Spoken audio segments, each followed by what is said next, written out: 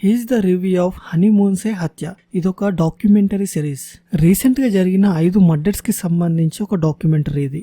భార్యలు భర్తలను ఎందుకు ఇంత దారుణంగా చంపారు, దాని వెనుక ఉన్న కారణాలేంటి, భర్తలను చంపడానికి వాళ్ళు వేసుకున్న ప్లానింగ్స్ ఏంటి అని ఇలా చాలా డీటెయిల్ గా చూపించారు ఈ డాక్యుమెంటరీలో. ఇది డాక్యుమెంటరీ కాబట్టి ఇందులో వాళ్ళ real photos, real CC camera footages, ఆ కేసుని టేకప్ చేసిన రియల్ పోలీస్ ఆఫీసర్స్, లాయర్స్, వాళ్ళ ఫ్యామిలీ మెంబర్స్ అన్ని రియలే. ఈ డాక్యుమెంటరీలో మొత్తం 5 ఎపిసోడ్లు ఉన్నాయి. ఈచ్ ఎపిసోడ్ 40 to 50 minutes మధ్యలో ఉంటుంది. Almost 1 hour.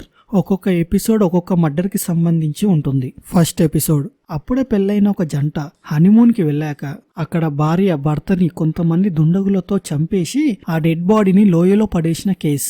Second episode, Instagram లో ఎక్కువగా రీల్స్ చేస్తున్న భార్యని వద్దని చెప్పిన భర్తని అతి దారుణంగా చంపేసిన భార్య. థర్డ్ ఎపిసోడ్, పెళ్ళై పిల్లలున్న ఒక లేడీ తనకంటే వయసులో తక్కువగా ఉన్న 19 సంవత్సరాల అబ్బాయితో లవ్ లో పడి వాళ్ళిద్దరూ కలిసి భర్తని అతి దారుణంగా చంపేసిన కేస్.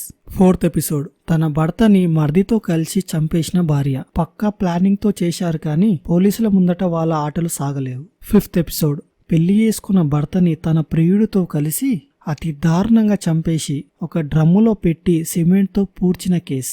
ఈ 5 ఎపిసోడ్లు కూడా రియల్ ఇన్సిడెంట్స్ కాబట్టి ఈ డాక్యుమెంటరీలో కొన్ని సీన్స్ చాలా డిస్టర్బింగ్ గా ఉంటాయి. ఈ డాక్యుమెంటరీ చూశాక నాకైతే మనుషులు ఎందుకు ఇంత డేంజరస్ గా ఉన్నారనిపించింది. నాకైతే ఫస్ట్ ఎపిసోడ్ చూశాక ఫుల్ షాక్ అయిపోయినా. పెళ్ళైన ఒక కొత్త జంట అప్పుడే హనీమూన్ కి వెళ్లి కొంతమందితో భార్య తన భర్తని అతి దారుణంగా చంపేస్తుంది. వాళ్ళ రియల్ పెళ్లి క్యాసెట్ కూడా చూపించారు ఈ డాక్యుమెంటరీలో. అందులో కూడా చాలా సంతోషంగా ఉంది. ఒకవేళ నీకు ఇష్టం లేకపోతే అప్పుడే చెప్పొచ్చు కదా. నిజంగా ఈ సమాజం ఎటు పోతుందో ఏమో. డాక్యుమెంటరీని ఫ్యామిలీతో చూడకపోవడం బెటర్ అని నా ఫీలింగ్. చిన్నపిల్లలు ఉన్నా సరే అవాయిడ్ చేయండి. ఎందుకంటే ఈ సిరీస్ లో కొన్ని డిస్టర్బింగ్ సీన్స్ ఉంటాయి. అవి మన మైండ్ సెట్ ని చాలా డిస్టర్బ్ చేస్తాయి. ఈ డాక్యుమెంటరీ G5 లో ఉంది, తెలుగులో ఉంది. టైం ఉన్నప్పుడు ఒకసారి చూడండి.